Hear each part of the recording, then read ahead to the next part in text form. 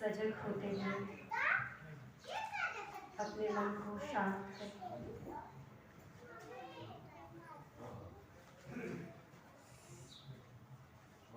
लंबा गहरा श्वास लेके एक बार ओम का उच्चारण करेंगे। गहरा श्वास करें।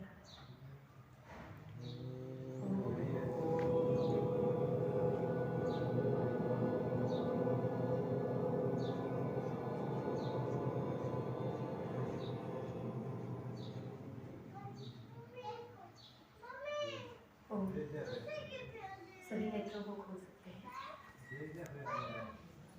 आर्य समाज रामनगर में आयोजित स्त्री दिवसीय कार्यक्रम में उपस्थित मेरे साथ मंच पे बैठे हुए बहन तनु आर्या जी, जो बहुत ही अच्छे मधुर कंठ से भजन आपको सुना रही हैं। आर्य समाज के सभी पदाधिकारीगण, उपस्थित सभी धर्म प्रेमी सज्जनों, माताओं, छोटे प्यारे बच्चे, और इस कार्यक्रम को बड़ी ही श्रद्धा और उत्साह के साथ जो संपन्न करने जा रहे हैं श्री यजवीर आर्य जी, आपका सभी का अभिनंदन और स्वागत करती हूँ। जब हरियाणा में प्रथम बार कार्य करने का अवसर मिला तो एक जगह कार्यक्रम में गए थे, तो वहाँ पे महिलाओं को अंत्येष्टि का कार्यक्रम था, अंत्येष्टि में बोलना था, तो मुझे वहाँ पे बुलाया गया था। तो यहाँ पर महिलाओं को जिस तरीके से मंच पे बिठाया गया है, उनको जो प्रोत्साहन दिया जा रहा है आप आर्य समाज रामनगर के द्वारा, ये हमारे लिए कितना सौभाग्य है। हमें लग रहा है कि महर्षि हमारे साथ साथ चल रहे हैं। महर्षि दयानंद सरस्वती जी ने हम लोगों को मंच पे बिठाया, पढ़ने का अधिकार दिलाया। वो एक महिला ही जान सकती है कि उसके हृदय में क्या अभिप्रसन्नता होगी। तो आप कृपया अपने लिए और यजवीर आर्य जी के लिए तालियां बजाइए। तो आप लोगों का ही सहयोग है कि मेरा भी सहयोग बना यहाँ आने का। और आचार्य सुकामा जी, जिनको पद्मश्री मिला हुआ है, कितना बड़ा सौभाग्य आर्य समाज के लिए है।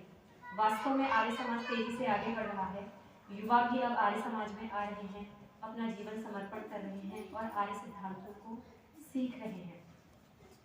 तो वहाँ पर अंत्येष्टि में हम जब बोल रहे थे तो बीच में जो दूसरे मंच पे बैठे थे वो भी कोई स्वामी थे, नाम नहीं लेना चाहूँगी, जगह भी नहीं बताना चाहूँगी, बस एक दृष्टांत बताना चाह रही। वो बीच बीच में बोलते थे, अर्थात वो बोलने नहीं देना चाह रहे थे। तो लगा कि हरियाणा में शायद महिलाओं को थोड़ा सा दबाते हैं या कुछ ऐसा, क्योंकि मैं उत्तराखंड से हूँ, तो ऐसा लगा मुझे। लेकिन यहाँ आकर के ऐसा लग रहा है कि ऐसा नहीं है। यहाँ पर जिस प्रकार से हम दोनों को सम्मान दिया गया है, और कल भी जो सम्मान समारोह है वो भी एक महिला के विषय में है, तो महर्षि का काम आगे बढ़ रहा है। मैं आपका हृदय से धन्यवाद करती हूँ। और भी उत्साह के साथ हम लोग अब आर्य समाज के काम को आगे ले जाएंगे, ये हमारा संकल्प है। तो महानुभाव, अब थोड़ी सी हम कुछ विषयों को स्पष्ट कर लेते हैं। हम लोगों ने थोड़ी देर पहले यज्ञ किया, तो मेरी जो बात करने की शैली है थोड़ा इस प्रकार है कि मैं आप लोगों से पूछती हूँ आप लोग कितना जानते हैं, और फिर मैं क्या जानती हूँ, फिर उसे मैं ठीक करने का प्रयास करती हूँ। कुछ आपसे सीखने को मिलता है, कुछ हमसे खाते हैं, क्योंकि आप बहुत सालों से आर्य समाज के विद्वानों को सुनते आ रहे हैं, बहुत सारी चीज़ें आप सबको पता है। तो मैं आप लोगों से पूछना चाहती हूँ कि यज्ञ शब्द से क्या तात्पर्य है। आप में से कोई बताइए, यज्ञ शब्द से क्या तात्पर्य है। परोपकार और श्रेष्ठ कर्म और दान। तो अब जो हमने यहाँ पे यज्ञ किया, तो हम लोगों को पता है कि जो आर्य समाज से भिन्न लोग हैं वो आर्य समाज को कैसे समझ रहे हैं, इस यज्ञ से। ये भी यज्ञ का पाठ है ये भी, लेकिन ये अग्निहोत्र है। लेकिन यज्ञ का मतलब है कर्म। अब यज्ञ का मतलब कुछ लोग बोलते हैं कर्म है। अगर हम समझें तो क्या यज्ञ का मतलब कर्म है? यज्ञ का मतलब कर्म नहीं है, क्योंकि कर्म अच्छे भी हो सकते हैं और बुरे भी हो सकते हैं। तो यज्ञ का मतलब हम कर्म लेंगे तो अधूरा होगा, यानी गलत अर्थ हो जाएगा। तो यज्ञ का अर्थ हो गया श्रेष्ठ कर्म। अब समझना होगा कि केवल अग्निहोत्र करने वाला श्रेष्ठ कर्म कर रहा है। जीवन में जो भी कोई श्रेष्ठ कर्म कर रहा है, जैसे आपने दान, संगतिकरण और पूजा बोला, देव पूजा बोला, तो देव पूजा, दान और संगतिकरण में सारी चीजें दुनिया की आ गई हैं। इसी में पूरी दुनिया के कर्म समाये हुए हैं, लेकिन कैसे कर्म? श्रेष्ठ कर्म। अब अभी थोड़ा सा दान शब्द इसमें आता है यज्ञ में, तो हम अभी आप लोगों ने दान किया तो हम थोड़ा समझ लेते हैं, क्योंकि हम लोगों को केवल परोपकार और पुण्य कर्म नहीं करने हैं, हम लोगों को मुक्ति में भी जाना है। हमारा कर्तव्य बनता है, जो शास्त्रों को पढ़ लेते हैं, फिर आप लोग मंच पे बिठाते हैं, सम्मान देते हैं, तो हमारा कर्तव्य है कि हमारे सामने बैठी हुई जो आत्माएं हैं उनको मुक्ति की ओर भी ले जाए, एक वो भी रास्ता दिखाए। हम भी प्रयास कर रहे हैं, साथ में आपको भी ले जाए। तो अब हम दान शब्द यज्ञ के अंतर्गत आता है। दान एक श्रेष्ठ कर्म है, दान एक श्रेष्ठ कर्म है। लेकिन जब व्यक्ति दान करता है तो उसके मस्तिष्क में ईमानदारी से यदि हम सोचें तो क्या कहता है? मेरा नाम आना चाहिए। और अगर नाम नहीं आया तो उसको बुरा लगेगा कि नहीं लगेगा? उसको बुरा लगेगा। अब हम लोगों ने शास्त्रों की दृष्टि से क्या समझना है, मुक्ति की दृष्टि से क्या समझना है, कि हम लोगों के चित्त को ये जो कर्म है, कौन से कर्म? श्रेष्ठ कर्म, ये हमें सीधे मुक्ति में नहीं पहुंचाते। मेरी बात पे ध्यान दीजिएगा। ये जो हम कर्म कर रहे हैं, अभी भी जो कर्म कर रहे हैं, दान आप लोग कर रहे हैं, साथ में मिलके बैठे हैं, ये हमें सीधे मुक्ति तक नहीं पहुंचाएंगे, ये हमें परंपरा से मुक्ति तक पहुंचाएंगे। कैसे? कर्मों के माध्यम से। और कैसे कर्मों के माध्यम से? श्रेष्ठ कर्मों के माध्यम से हमारा चित्त क्या होता है? शुद्ध होता है। हम सोचते हैं कि हम कई वर्षों से परोपकार का काम कर रहे हैं, कई वर्षों से याज्ञिक कार्यक्रम को कर रहे हैं, कई वर्षों से दान कर रहे हैं, लेकिन हमें अभी तक एक स्थिति प्राप्त नहीं हो पा रही है, ईश्वर का भान नहीं हो पा रहा है। बस हम मुंह से बोल रहे हैं कि हाँ ईश्वर है, ईश्वर ने हमारे लिए सब कुछ किया। क्या हम ईश्वर को अनुभव कर पा रहे हैं? क्या हमारा चित्त इतना शुद्ध हो गया कि हम ईश्वर को जानने की शक्ति हमारे भीतर आ गई? तो जब हम कर्म कर रहे हैं, तो अगर जैसे दान किया, दान में यदि ये भावना हो गई कि मेरा नाम पढ़ा जाना चाहिए, क्षमा कीजिएगा, दान करना अति उत्तम है। जिन लोगों को ये इच्छा है वो भी करें, क्योंकि पहले पुण्य कर्म, फिर जाकर के आगे क्या बनता है? निष्काम कर्म बनता है। पहले पुण्य कर्म बनता है, फिर निष्काम। पहले पुण्य से रास्ता जाता है ऊपर निष्काम की ओर। इसीलिए श्रेष्ठ कर्म करने आवश्यक है। जब श्रेष्ठ कर्म करेंगे तो वो पुण्य कर्म बनेंगे, और पुण्य करते करते व्यक्ति फिर भर जाता है। अब बहुत पुण्य कर्म कर लिए, अब निष्काम कर्म करूंगा।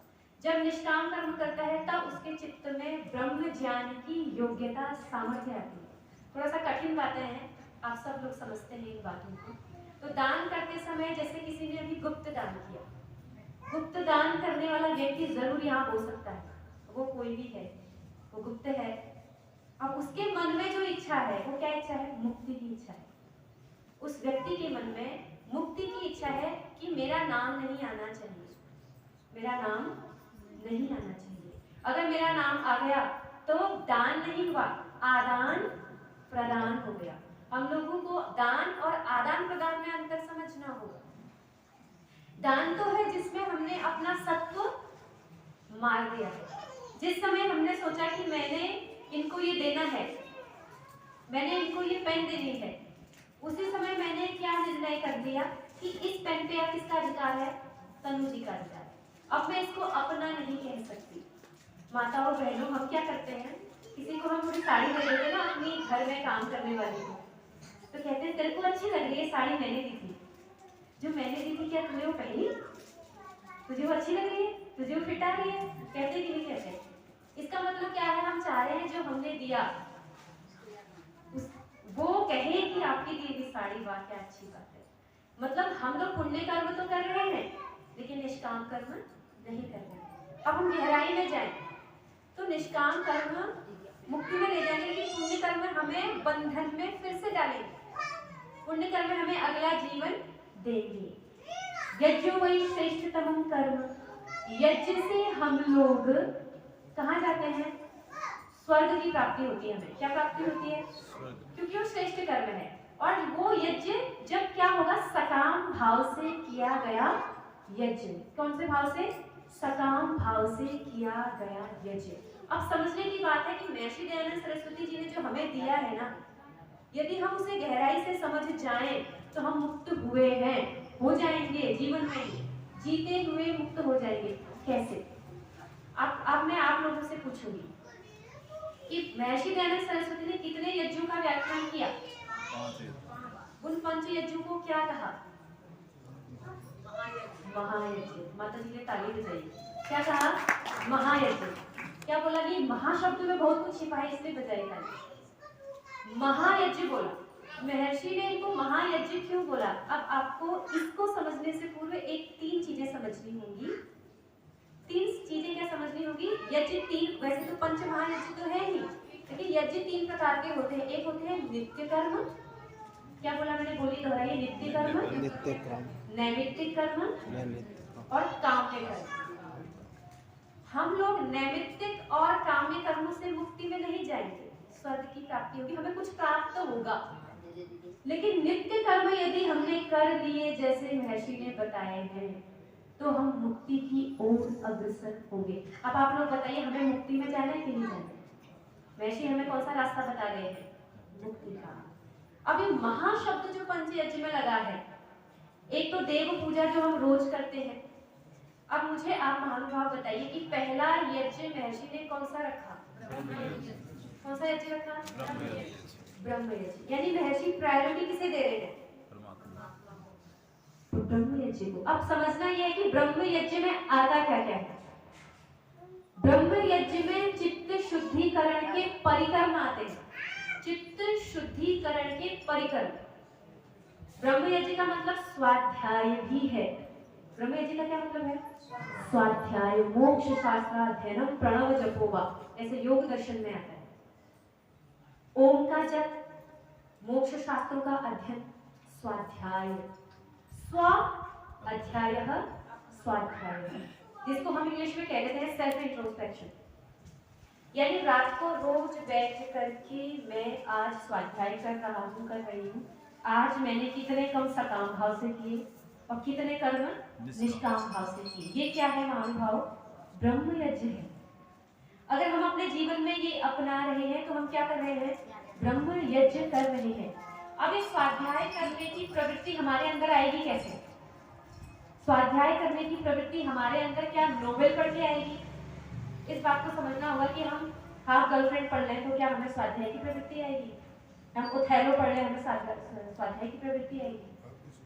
हम लोगों को स्वाध्याय की प्रवृत्ति आएगी मोक्ष शास्त्रों का अध्ययन करने से। जो मोक्ष शास्त्र है उसमें जो हमें मुक्ति का मार्ग बताते हैं, हमारे षड दर्शन है, उपनिषद है, वेद है, गीता है, महाभारत है, रामायण है, सत्यार्थ प्रकाश है, ऋग्वेद आदि भाष्य भूमिका है, आर्याभिविनय महर्षि ने जितने पुस्तक लिखे वो हैं, जो आर्ष पुस्तकें हैं, जो आर्ष पुस्तकें हैं, जिसमें भौतिकता नहीं है, जिसमें भौतिकता से ऊपर उठने की क्या की गई है?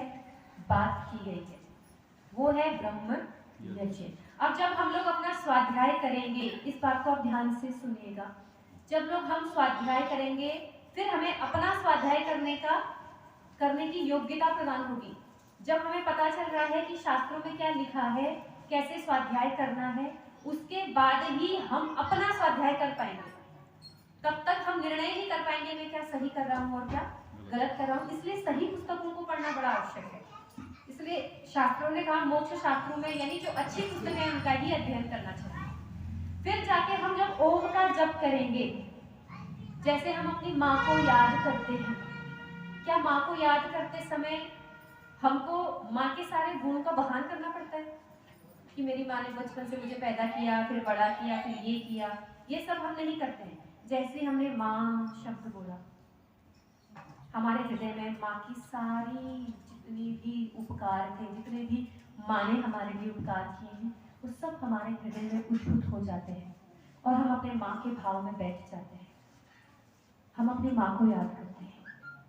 महानुभाव, ईश्वर तक पहुंचना इतना आसान नहीं है। जब हम उससे संबंधित चीजों को पढ़ेंगे तब हमारा तर्क की बुद्धि आएगी, अच्छा ईश्वर ऐसा है।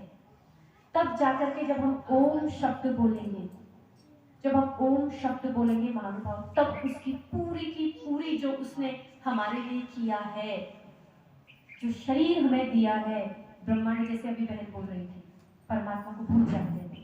परमात्मा कैसे समझ में आएगा, ये प्रक्रिया महर्षि दयानंद ने हमें बताई। का ब्रह्म यज्ञ करो, ओम का जप करने से मात्र हम मुक्ति में नहीं जाएंगे।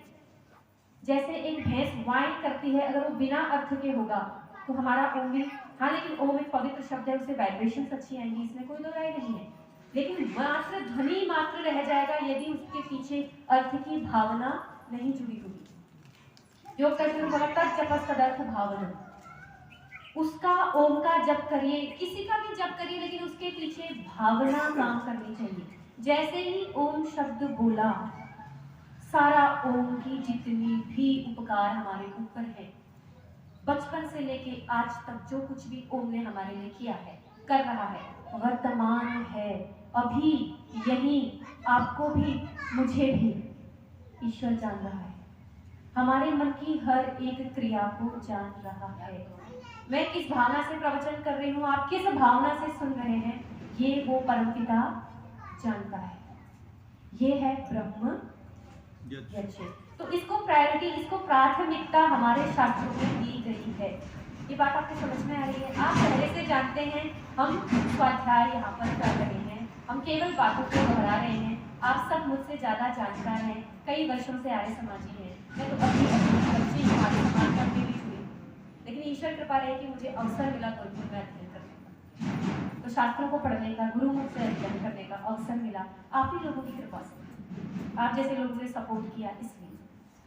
तो ब्रह्म यज्ञ को समझ जाएंगे तो तब देव यज्ञ समझ में आएगा, नहीं तो देव यज्ञ करते करते हमारी जीवन निकल जाएगा, हम अग्निहोत्र ही करते रह जाएंगे। अब ब्राह्मण ग्रंथों में क्या बोला, बोलिए, यागः त्यागः। क्या बोला? याग क्या है? त्याग है। ये जो याग है, जिसने अभी गुप्त दान किया, उसने क्या किया? अपने अहंकार का उसने असली में याग किया है। जिसने गुप्त दान किया उसने वास्तव में याग किया है। अब उसके मुक्ति में ले जाने वाला एक संस्कार बन गया है। अब एक संस्कार बन गया उस व्यक्ति का, जिसने मुक्ति का, जिसने दान किया, वो बहुत श्रद्धा के योग्य है जिसने किया। तो अब ये जो त्याग याग बोला, अब ये जो हम यज्ञ करना शुरू करते हैं, हर मंत्र के पीछे क्या बोलते हैं महानुभाव? स्वाहा और इदन्न, ये मेरा नहीं है।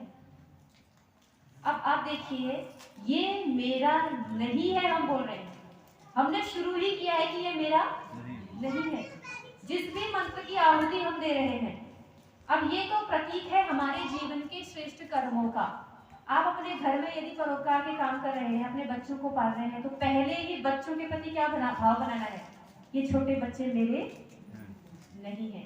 जब ये भाव बन गया कि ये बच्चे मेरे नहीं है, तो उनके प्रति मोह रहेगा कि वैराग्य रहेगा? वैराग्य होना चाहिए कि नहीं होना चाहिए? हम सुखी रहेंगे और मुक्ति में जाएंगे। जब हमने सोच लिया मेरे घर में बच्चा आ गया, बच्चा, गृहस्थ जीवन एक बहुत बड़ा याग है, लेकिन गृहस्थ जीवन में भी व्यक्ति त्याग कर सकता है और मुक्ति को प्राप्त कर सकता है। सर्वश्रेष्ठ यज्ञ गृहस्थ यज्ञ।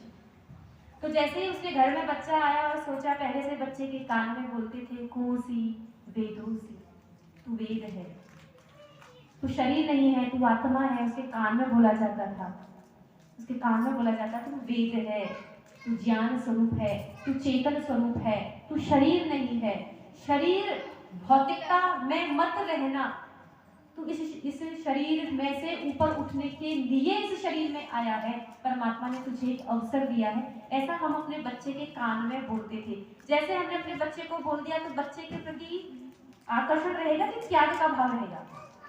त्याग का भाव रहेगा, और हम जीवन भर अपने बच्चे से मोह में नहीं, प्रेम में रहेंगे। किस में रहेंगे महानुभाव?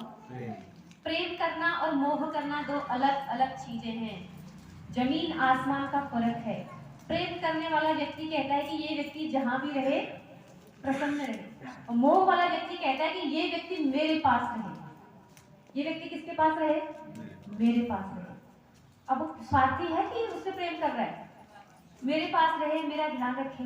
अच्छा, जो लोग व्यक्ति घर में, यदि किसी की डेथ हो गई, किसी की मृत्यु हो गई, क्षमता।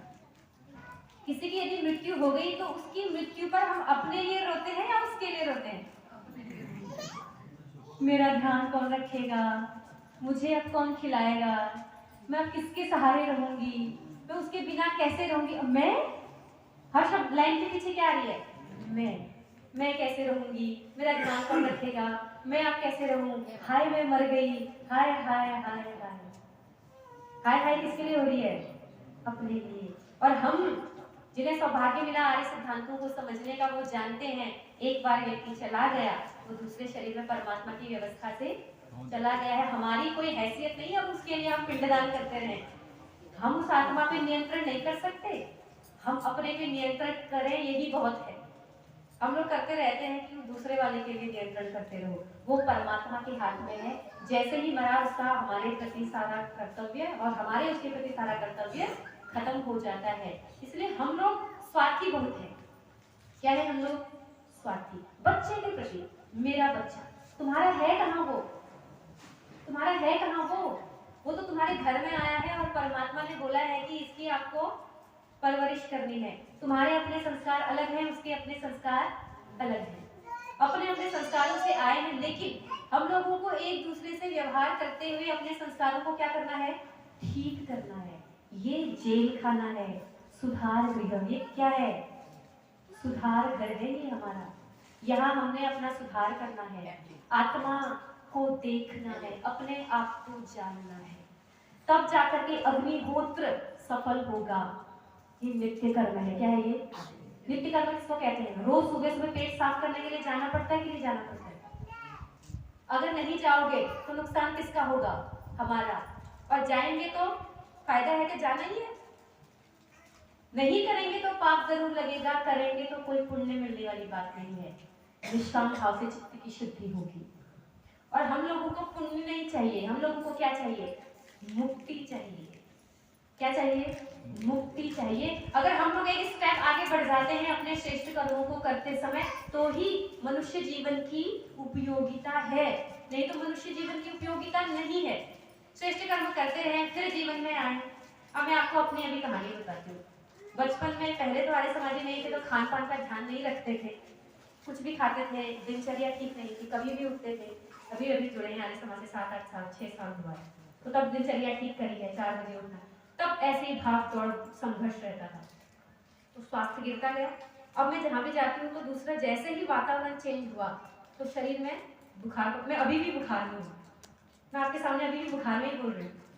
अभी कॉम्बी फ्लेम लेके आई, बीच में उठ के गई ना, मैंने कहा शायद सहन नहीं होगा तो बुखार दवाई लेने गई, यहाँ आई तो शुरू हो गया बुखार। तो याद आया कि महर्षि दयानंद सरस्वती जी को ऐसा रहता था, वो जब कहीं भाषण में जाते थे तो उनको प्रायः पेट खराब रहता था, उनका स्वास्थ्य खराब रहता था, क्योंकि पहले वो आर्य समाजी को नहीं, उन्होंने तो आर्य समाज का संगठन बनाया, पहले तो वैदिक धर्म से नहीं जुड़े थे, पहले तो इधर उधर भटक रहे थे, तो उधर उधर भटकने के चक्कर में, हठ योग करने के चक्कर में उनका स्वास्थ्य गिरता चला गया। तो अब फिर उनको बड़ी समस्याएं रहती थी। तो उस समय मैंने आंख बंद करके ध्यान में बोला कि महर्षि आप इतना काम करते थे, मैं तो छोटे सा बुखार ही आया। कभी कभी हिम्मत हार जाता है व्यक्ति, जब बुखार भी जब आ जाता है तो ज्यादा ही आता है, कम तो नहीं आता है। तो हमें हमारे महापुरुषों से ये मिल रहा है कि हमें क्या करना है, कैसे काम करना है, तो ये भी हमें याग और त्याग करना सिखा रहा है। अब ये मनुष्य जीवन बार बार नहीं चाहिए, ये मुझे अभी समझ में आया। ये बार बार बुखार में चढ़ना नहीं अपने को, इससे ऊपर उठना है। ये शरीर चाहिए ही नहीं अपने को। बहुत अच्छा लगता है जब परिवार खूब हो जाए, जब कोई छोड़ के चला जाता है तो सारा नष्ट हो जाता है। और आपको बताऊं एक माता जी की कहानी, देहरादून की है, नाम नहीं लेना चाहूंगी, बहुत बड़ी खुशी रही है, अब नहीं रही। 94 साल की उम्र में भी भजन गाया करती थी, प्रवचन किया करती थी, स्वस्थ थी, अचानक से उनका देहांत हो गया। तो एक दिन गीता पढ़ा रही थी, देखिए हमारी स्थिति कैसी है मैं बता रही हूँ, ये सब हम सबकी स्थिति है। एक दिन गीता पढ़ा रही थी, नैनं छिन्दन्ति शस्त्राणि नैनं दहति पावकः न चैनं क्लेदयन्ति आपयो न शोषयति नामकः। आप तो जानते ही हैं, आत्मा को कोई मार नहीं सकता, सुखा नहीं सकता, काट नहीं सकता, ये सारी बातें कह रही थी। पर उनकी मेरे बराबर यानी 28, 29 या 24 साल की कोई लड़की पोती थी, वो सुसाइड करके मर गई। तो वो पढ़ा रही थी गीता ऐसे ही मंच पे बैठ के, ये सत्य घटना है। अब किसी ने सूचना दिया, फोन आया, क्या आया कि आपकी पोती ने क्या कर लिया? सुसाइड कर लिया। और पढ़ा क्या रही थी? नैनम छिन्दन्ति शस्त्राणि। अब देखिए हम वाणी से क्या बोलते हैं और करते क्या है। तो उन्होंने गीता की पुस्तक ऐसे फेंकी, ये है गीता की पुस्तक, ऐसे भीड़ में, हाय मैं मर गई, मेरी पोती। वो थी पंजाबी लोग फिर कैसे रोते हैं आपको पता है। पढ़ा रही थी गीता, और वो इतनी छोटी मोटी विदुषी नहीं थी, बहुत बड़ी विदुषी, जिन्होंने एक ऐसा विद्वान नहीं, वो तो स्वतंत्रता से पहले उनका जन्म 1924 में उनका जन्म हुआ था, वो महिला, वो गीता नैनम छिन्दन्ति शस्त्राणि, इतना भी क्या उनके हृदय में बैठा है? नहीं बैठा है। सीधे फेंक दी पुस्तक, और पता चला कि ओहो ये तो वांग मात्र था, तत्व ज्ञान तो है ही नहीं व्यक्ति को।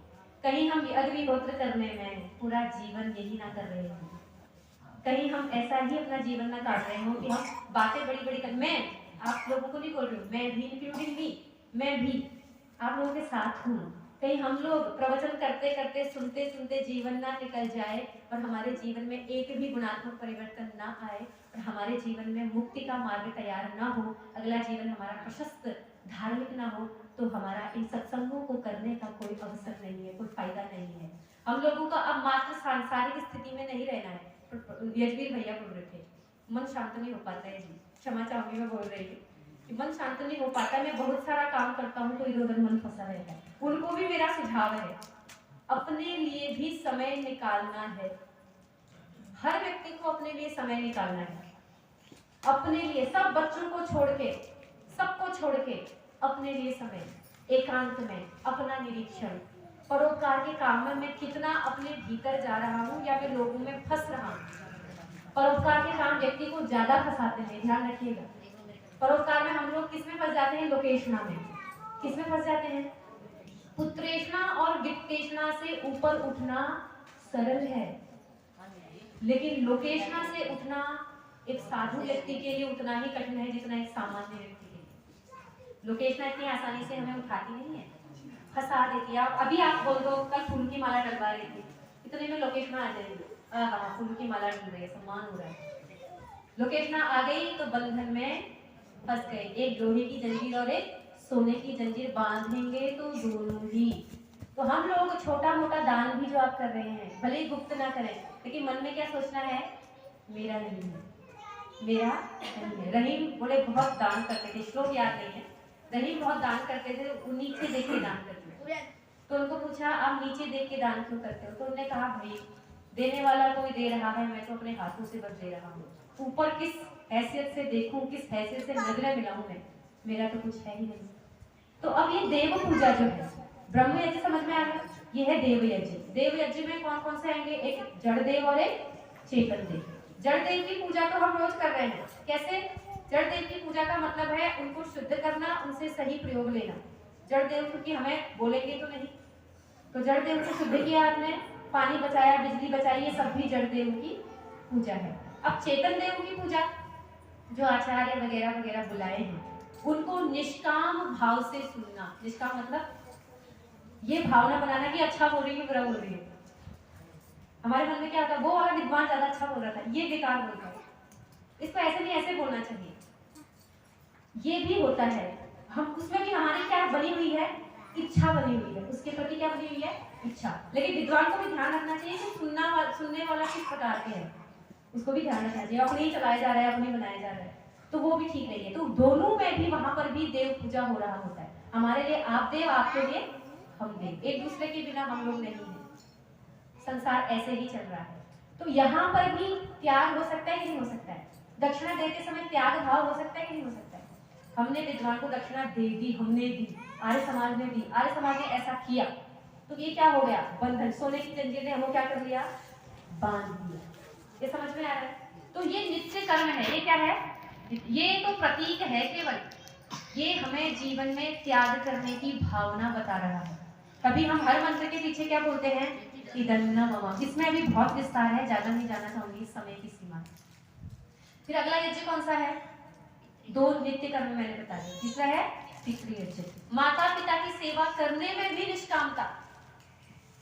कोई बच्चों को होता है कि वो वाला भाई सेवा ढंग से नहीं कर रहा है, मैं करता हूँ, मेरे पुण्य ज्यादा बढ़ेंगे, मेरे सर से कर्ज उतर रहा है, ऐसी भावना भी आती है। बहू को होती है कि मैं ज्यादा सेवा करूँ, मैं आपको उससे ऊपर स्टेप में ले जाना चाह रही हूँ।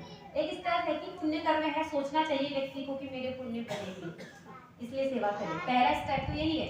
लेकिन दूसरा स्टेप क्या है? जैसे गुप्त दान वाले देखिए, मैं तो बड़ा प्रसन्न हूँ जिन्होंने गुप्त दान किया।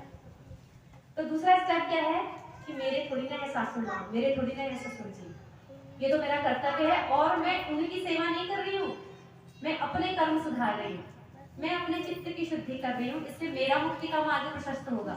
उनका होगा नहीं होगा वो जाने, मेरा मुक्ति का मार्ग प्रशस्त होगा। ऐसे निष्काम भाव से यदि हम माता पिता की, बच्चों की परवरिश करते हैं, सेवा करते हैं, तो हमारा एक कदम जीवन में निष्कामता की ओर बढ़ जाएगा। ये है नित्य कर्म। इसलिए महर्षि ने इनको इतना महायज्ञ बोला, इतना क्या दिया, बल दिया, जोर दिया। वो केवल कर्म करने की बात नहीं कह रहे थे, वो कहते निष्काम कर्म करो। और वो केवल श्रेष्ठ कर्म करने की भी बात नहीं कह रहे हैं, वो कह रहे हैं निष्काम करो। श्रेष्ठ कर्म में है ये सोचना भी बंधन में डालना है बस मैं कर्तव्य भाव से कर रहा हूँ। और जो व्यक्ति कर्तव्य भाव से करता है वो कभी गलत काम कर नहीं सकता। कर्तव्य हमेशा अच्छा ही होता है। आतंकवादी भी किसी काम को कर रहा है तो अपना कर्तव्य समझ रहा है, वो उसको सही समझ रहा है, क्योंकि उसके ज्ञान का स्तर में कमी है। ये अलग विषय हो जाएगा।